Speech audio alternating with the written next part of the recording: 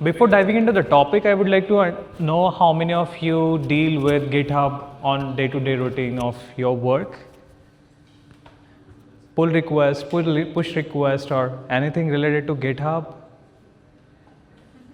Okay, so can you give me a rough guess how many pull requests GitHub received on a day or per hourly basis? Any rough guess? Worldwide. Any rough guesses? 5,000, 10,000? Millions. Okay. So per hourly, GitHub received around 50,000 requests, and out of this 50,000, only few thousands goes to the security checks. So that's very interesting. At the same time, very concerning to the software development life cycles. So having that said, I would like to introduce the new service by the AWS, which called as AWS Security Agent, and which focuses on the proactive security and how it will help your organization, your environment, or your CI/CD pipeline to get all the detections or possible threat detection at the early stage, even if you write a single code of the program. So this will be today's agenda. I'll be focusing on the existing issues and why exactly this service get introduced to this particular pipeline or particular environment. I'll focus on the traditional AppSec, and I'll quickly introduce the AWS Security Agent. What are the core capabilities, architecture? I'll try to give quick demo and how the ROI looks like for this particular tool to multiple verticals of the organizations.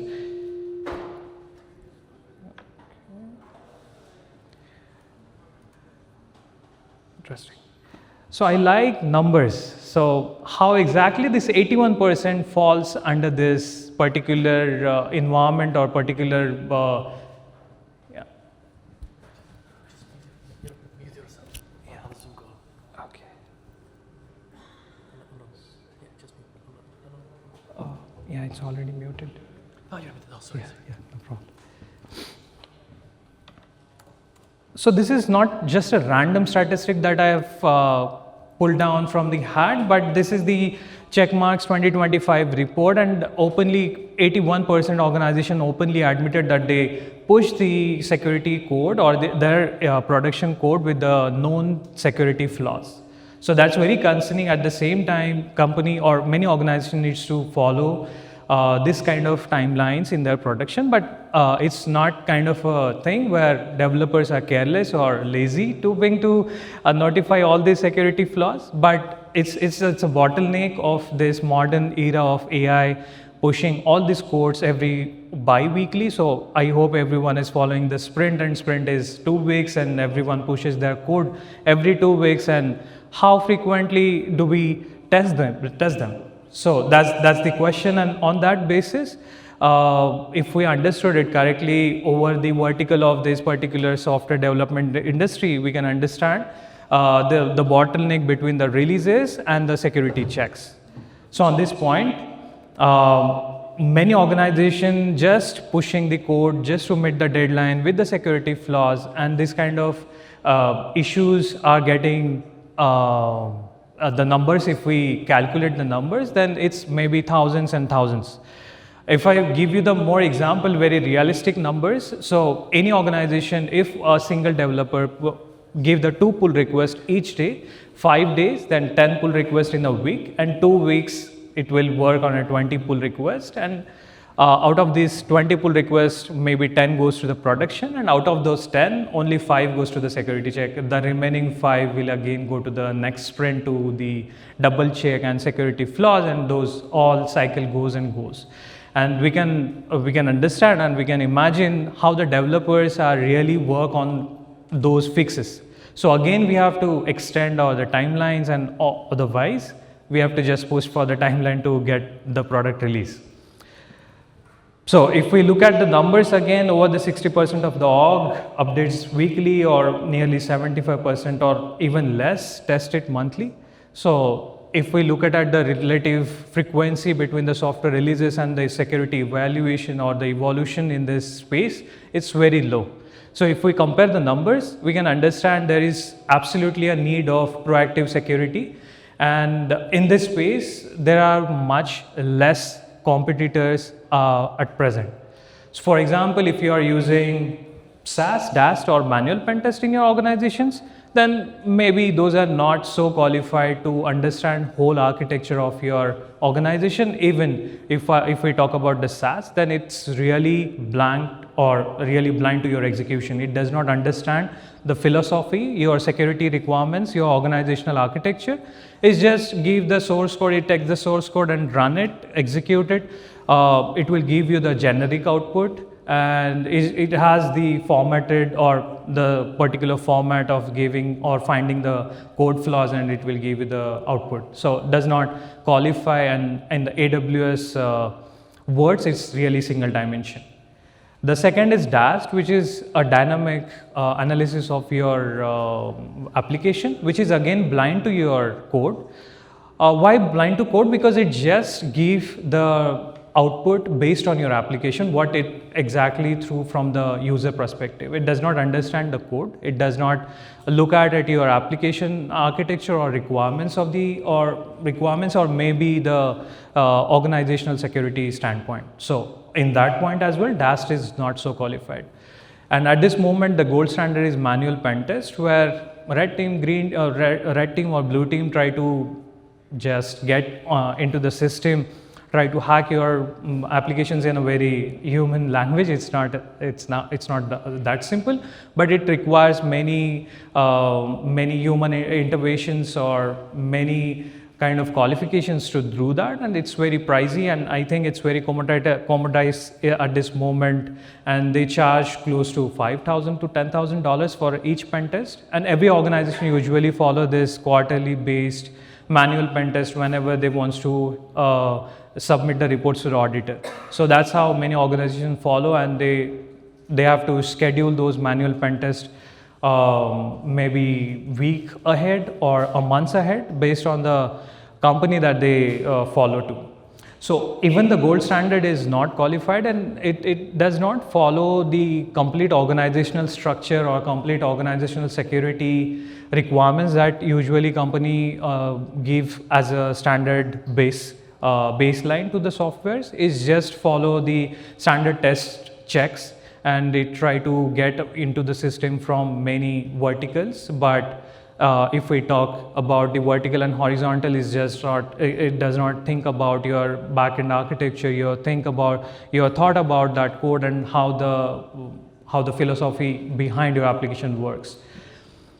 So on this point, I would like to introduce the service from the AWS, which is AWS Security Agent, which is Frontier AI Agent. And the Frontier AI is not a word which AWS introduced to this particular service. It really understand.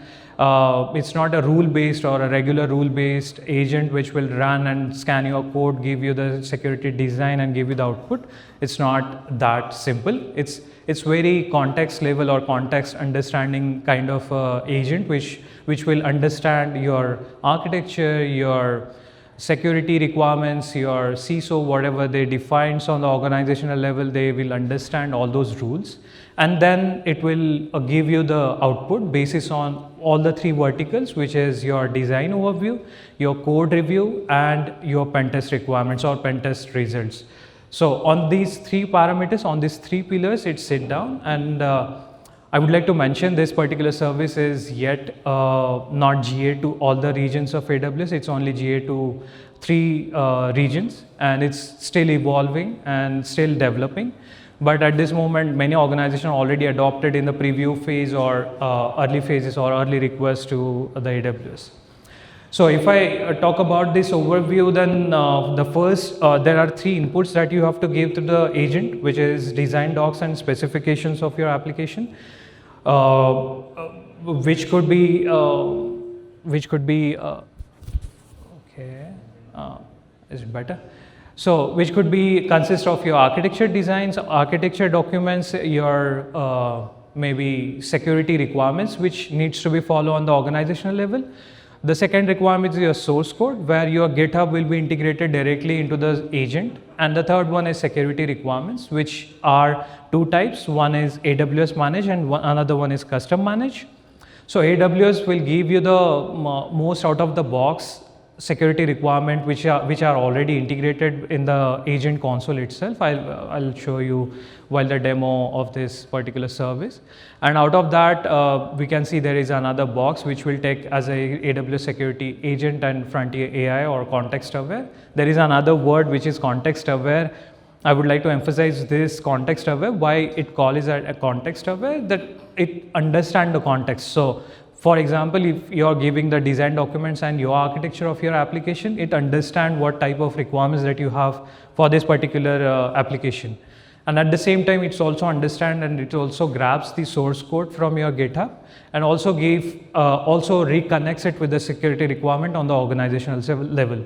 So you can imagine all these three levels will give you the more holistic approach, the more holistic view of your complete application, and then it will give you the more contextual or more personalized output to your agent or whatever task that we will run under this particular service. So there are three types of output. One is design review report, another one is PR security commits, which is again integrated in the developers console, and third one is pen test, which is again an ad hoc service where whenever you want you can run this pen test and have the report handy for your audits for your internal usage.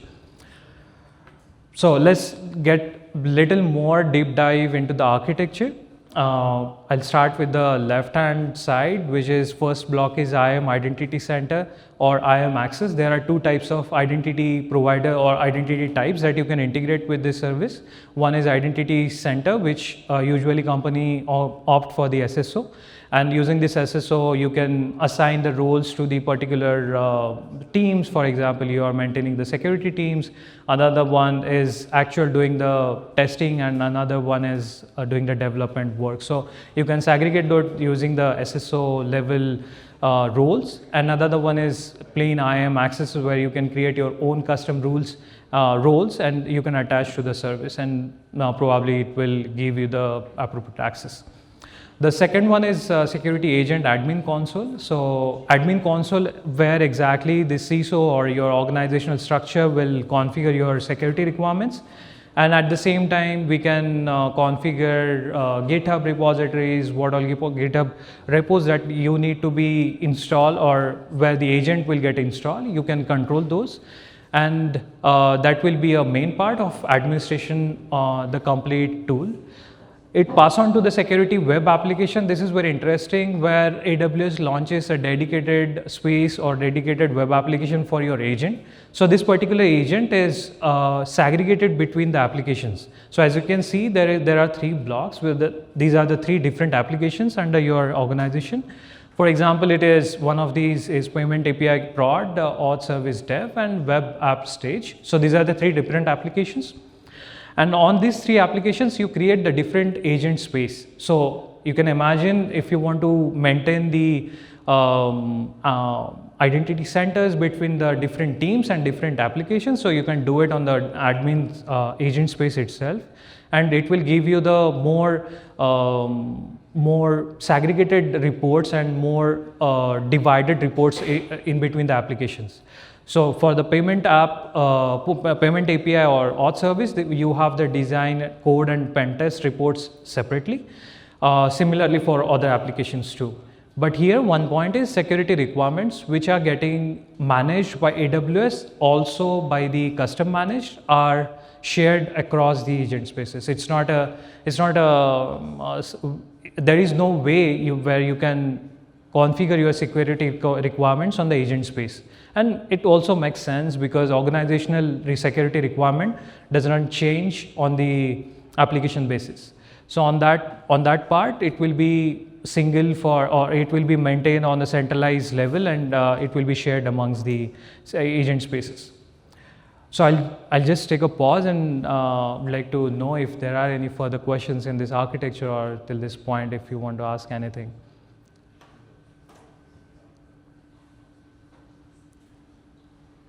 Okay, I'll take it as no.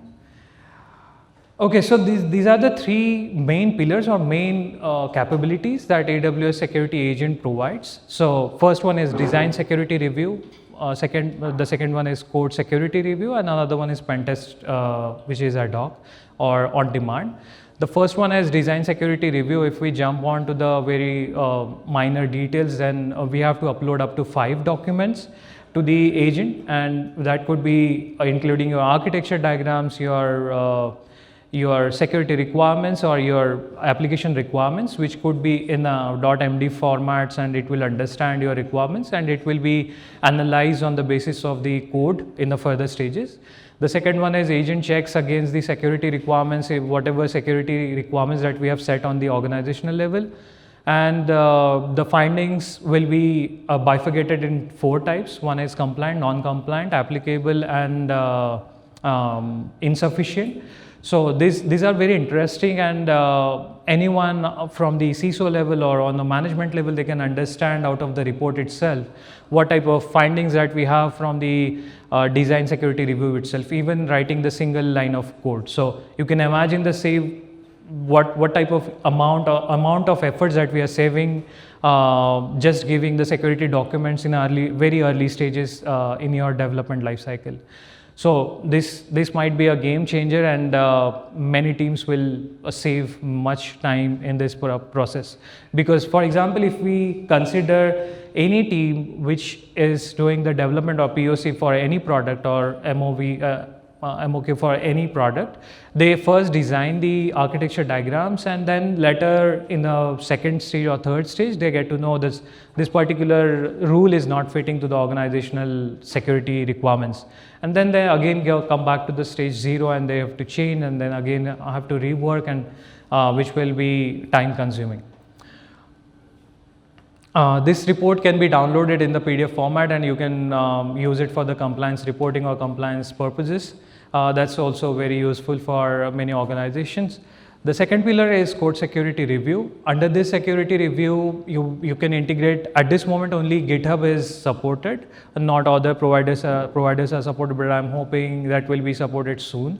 So you can integrate your GitHub repositories, you can enable it, you can disable it if there are some repos which you don't want to get monitored, if just monitoring purpose how many integrations that you have did, but that is possible.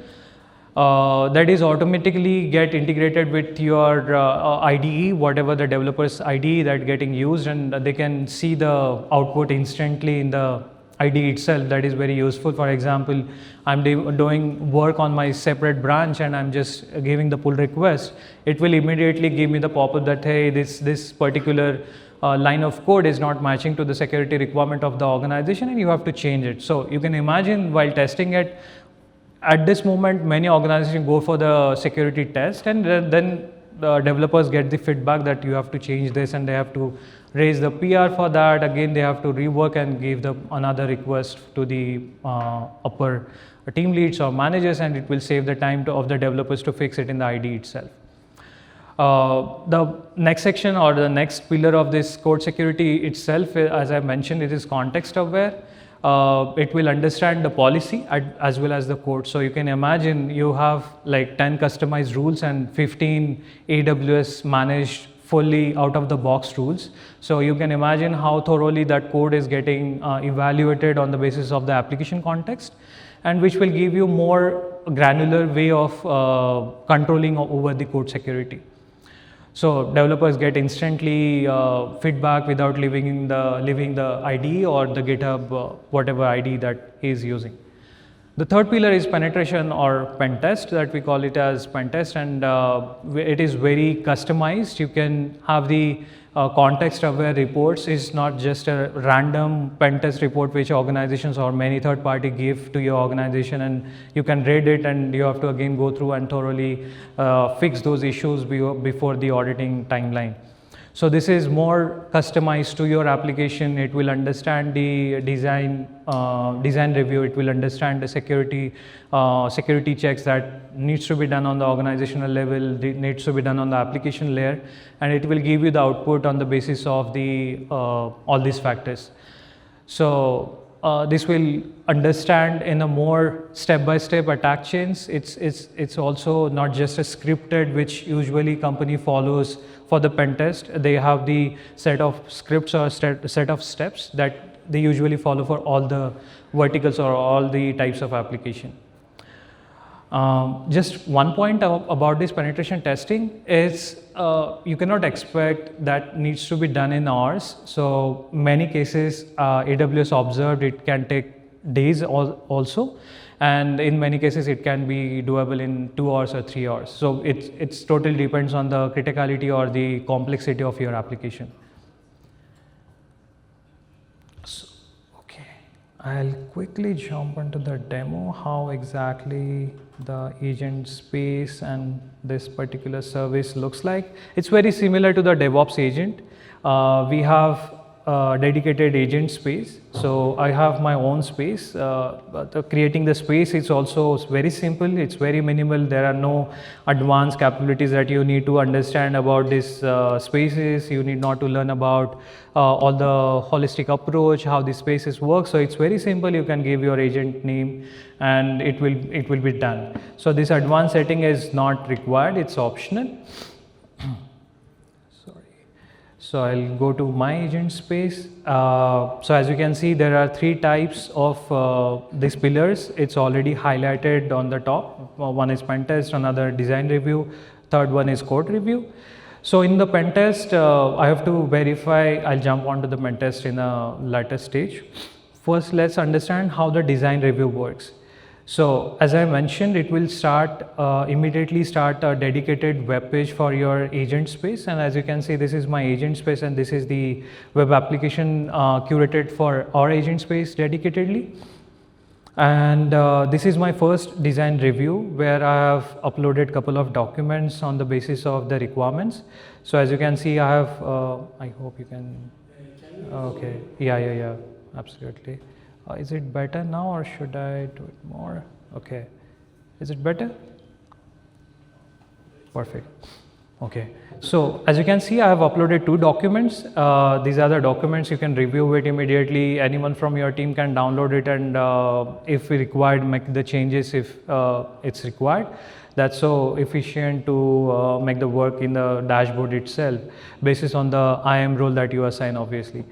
So these are the finding reviews. As I mentioned, non-compliant, efficient data, inefficient data, and compliant and not applicable. So my document on the basis of the policies which I configured, out of that, these are the results. Okay. Before that, I need to show you how we can configure the security requirements, because design review is also dependent on the security requirements that we configure. So these are the 10 out of the box AWS managed security requirements or security rules that has been enabled for me. I can go one of them, and as you can see, there are four blocks. One is applicability, description, and compliance criteria. How it looks like and what exactly the compliance criteria you really should not change it. The out of the box rules, that what I observed, it will, because this applicability and the compliance criteria depends on many factors internally, and for that we have another tab where you can customize your own rules. So for this particular audit log best practices, it will just go to all your documents and give you the results. So you can configure those.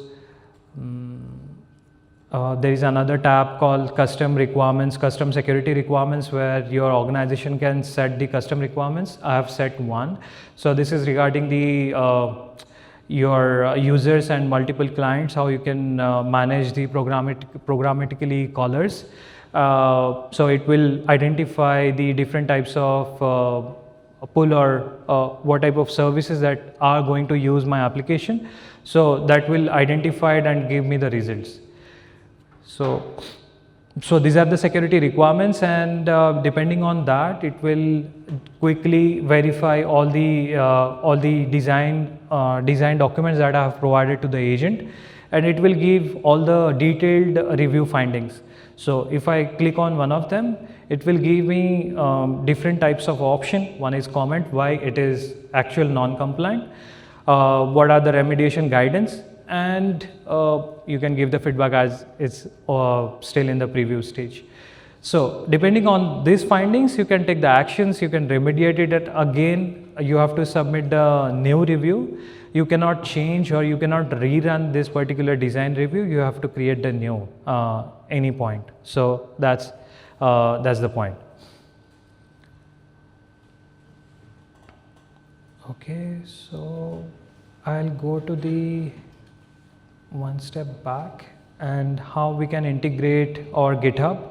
So this is the GitHub integration that I did for my repository, and on this space I can go to this, and under this code review section, under this repo, under this GitHub, how many repos are enabled for the code review section. So under this code review section, you can disable it, you can simply edit and make it disable, so it will not review your code. So how exactly does it work? So for example, this is the repo which I integrated with, and as you can see, I made the pull request for this particular change, and it will immediately give me the results that, hey, according to the security requirements, this particular AWS security access key is not allowed and which should not be publicly accessible. So it will give me the option that do not run or deploy to any sort of your branch or main branch, and it will give you the remediation steps as well. So whatever pull request that you will do, it will instantly give you the output in ID itself, and which is very helpful for many developers while developing the code. Okay, so this is about the code review. For the pen test, I need to verify my domain, because I cannot just randomly go and verify, just do my pen test on any random domain. So I need to be owner of that domain, and I have to verify it in the Route 53. I have to give there are further steps to configure it, but I can show you how exactly the pen test reports looks like. So here are the reports. 1 second, sorry. Okay, so this is how the pen test reports looks like. As you can see, the user run multiple pen tests on the application. Few of them ran for their 2 hours, few of them 3 hours, and few of them may take like 2 or 3 days as well. So these reports are very standardized format by the industry standard and best practices. You can rely on those, and you can find it very helpful while reading it. It's very simple in language. It's not so complicated as other providers provide the pen test reports. Any questions further during this demo? You want to ask any questions, any features, functionalities? I'll be more than happy to explain. Yeah, please.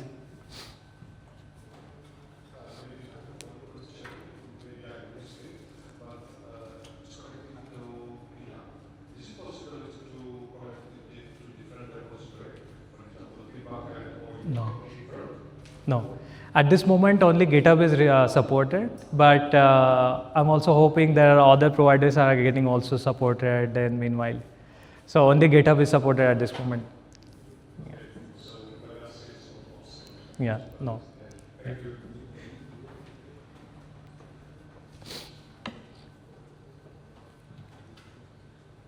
I have a question. Yeah. So you say that it's based on industry standards and best practices. Yeah. But what about like the legislation requirements, such as European Union Cyber Resilience Act, or now the executive orders from the US that needs to be met? Like, are there any sets of requirements that could be applied that could allow us to reason about whether we are compliant with these specific legislative requirements? Yeah, so you can modify or you can create your own custom rules or custom security requirements. It will follow. For example, if you are following the HIPAA or PCI DSS compliances in your organization, so you can you have to create the custom rules, I know, but there are some out of the box rules which qualifies those checks as well. So if you read the reports, unfortunately I do not have the report downloaded, but it will give the reports based on maybe 15 criterias, and it will also give you the what are the critical, medium or high severities that you should follow on. So custom rules is the answer for you.